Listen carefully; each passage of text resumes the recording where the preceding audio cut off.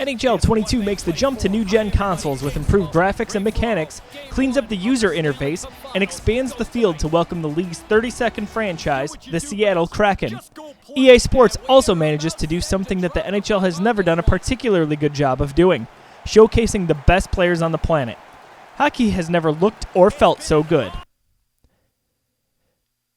During my time with NHL 22, I was oddly enough called to reflect on my time with some of the franchise's past iterations.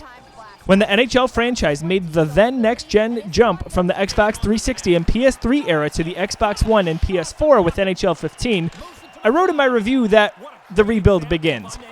NHL 15 was a shell of the previous year's game, NHL 14, which felt like a complete hockey package that had little to master towards the end of a console generation. 15 was an empty, bare-bones experience that, in hindsight, shouldn't have been released. Established game modes were missing and the gameplay was sloppy and unpolished. Fast forward to this console generation leap from Xbox One and PS4 to Series X and PS5, and we've got a complete 180 on our hands. Whereas NHL 15 felt like a much-hyped prospect that was rushed to the big leagues, NHL 22 feels like a star player in the making who came over from one of Europe's many professional leagues. They're polished, experienced, well-rounded, and ready for a step. Though the brand new Superstar X Factors were a major selling point for the game, let's talk about the unsung star that shines the brightest, the Frostbite engine. Used by many of EA's other juggernaut franchises like Battlefield, Madden, and FIFA, NHL finally takes advantage of the Frostbite technology that allows for next-level visual detail while tightening up the gameplay of the most exciting sport on the planet. Whether you're a casual fan or a diehard that exclusively plays 2 to 3 titles annually, you'd be forgiven for not noticing any major differences between NHL 22 and 21 immediately. As my time with the game went on, I started noticing fine details that caught my attention and never let go. The way a player's momentum carries his skating is more finely tuned to strike a balance between full unstoppable momentum and stopping on a dime. Jerseys sway in the wind and look more like a clothing article. The weight of the puck and its trajectory on numerous kinds of passes, as well as bombs from the point.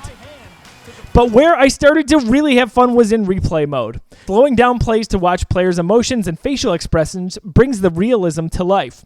A player's eyes will shift to watch the play, the puck, or where they're about to rip a shot past the goaltender. The lighting in Frostbite also brings even more realism to clouds of ice that kick up, or the aforementioned detail on jerseys, where you can see in-depth stitching. Hey Leafs fans, doesn't Austin look amazing in a Sabres jersey? Impressive stuff.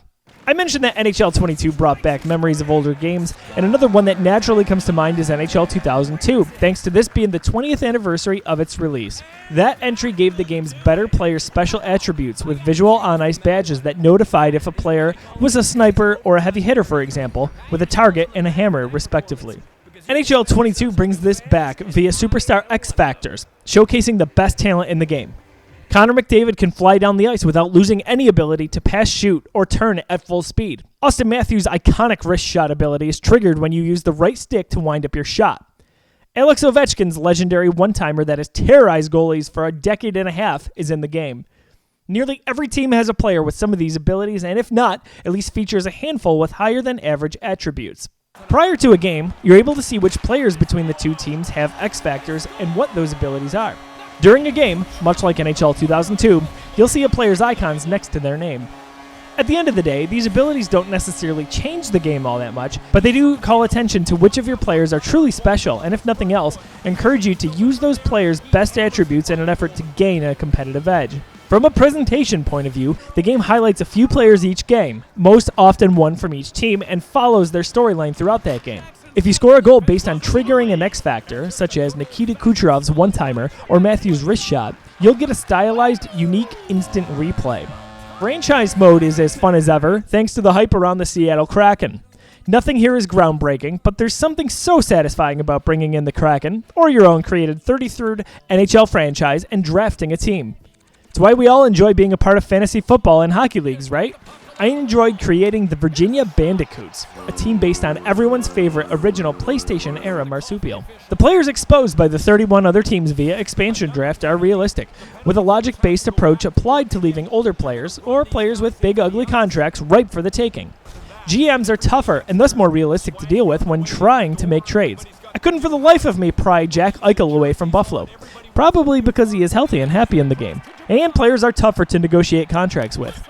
Like franchise mode, Be a Pro doesn't see any major facelifts, but gets deeper thanks to tweaks made to its storylines. Your creative player has more options and more opportunities to speak with teammates, the media, and your organization. X factors are also intertwined here, with your player having the chance to eventually develop some next-level traits. The user interface and menus have been updated, providing for a bit of a cleaner look. It's easier to find the modes you want, and modes are segmented between online and offline. Additionally, the modes you use the most will appear most as recommendations. In the background of all of this is the game's superb soundtrack, supplying a large mix of artists that are sure to satisfy every hockey fan's tastes. It's not quite the level of the legendary NHL 2002 that featured Sum 41 and Trouble Charger, but it's in the conversation.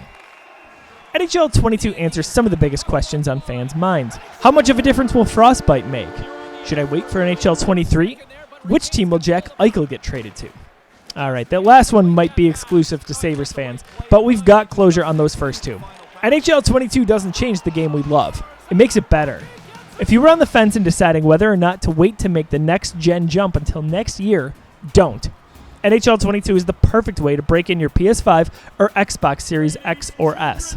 For everything PlayStation, Xbox, Nintendo, NHL, and video games, keep it locked right here to the Geekiverse.